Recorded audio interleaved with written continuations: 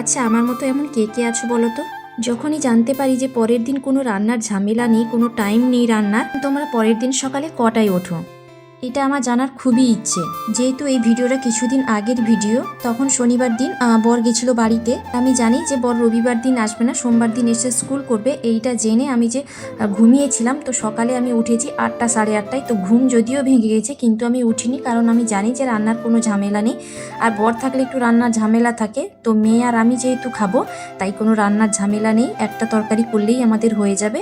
এই যে ঘুম থেকে দেরি করে উঠে মেয়েকে খাইয়ে এখন পড়তে বসিয়ে দিয়েছি। আর আমি এই যে জানলার পাশে বসে আছি। মেঘটা একটু মেঘলা মতো হয়েছিল, তো বৃষ্টি হচ্ছিল একটু একটু করে, তাই ভালো লাগছিল না, বসেছিলাম।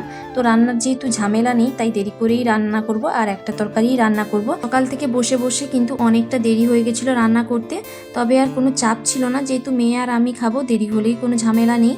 এই যে শিঙ্গি মাছ, 1 পিস শিঙ্গি মাছ তো ছিল, সেটা আমি রান্না করব। একটা শিঙ্গি মাছ আছে, সেটা বর এলে তারপরে পরে কাটা হবে। এই মাছটা একটু বড় ছিল, তবে যাই হোক, শুধু মাছের ঝোলই করব, আর বেশি কিছু করব না। তো মেয়েও মাছের ঝোল দিয়ে খেয়ে নেবে, আর আমিও খেয়ে নিব। এখানে মশলা আমি পেস্ট করে রেখেছিলাম, এখন মশলা কষিয়ে রান্না করে নেব। তো যেদিন বর বাড়িতে থাকে না, তো আমি তো এভাবেই করি, একটা তরকারি করি বা কখনো ডিম ভেজে মেয়ে আর আমি খেয়ে নিই। তো মেয়ের তো আমার খাওয়ার নিয়ে ঝামেলা নেই, ওকে শুধু একটা ডিম ভেজে দিলে ও খেয়ে নেয়। মাছের থেকে বেশি ডিম আর মাংসটা বেশি পছন্দ করে।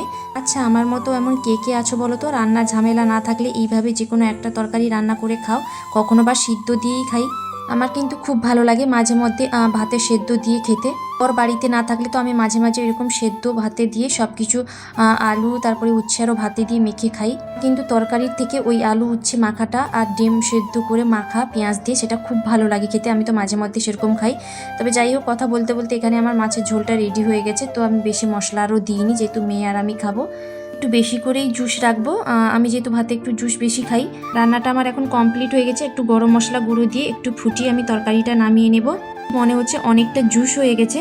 তবে আমি জুসটা কিন্তু জেনেই রেখেছি, কারণ এই মাছের জুস খেতে কিন্তু আমার খুব ভালো লাগে। রান্না বান্না করে এখন আমি বাসন গ্যাস আরও সব মুছে কাজ শেষ করে নেব। আর কিন্তু অনেকটা দেরি হয়ে গেছে, যেহেতু একটা রান্না করব বলে বসে বসে কিন্তু আমার সময়টা অনেক চলে গেছে। তো যাই হোক, এখন আমার রান্না বান্না শেষ হয়ে গেছে, কাজকর্ম মোটামুটি শেষ হয়ে গেছে। এরপর চান করে পুজো করব, তারপর মেয়েকে খেতে দিব আর আমি খাবো।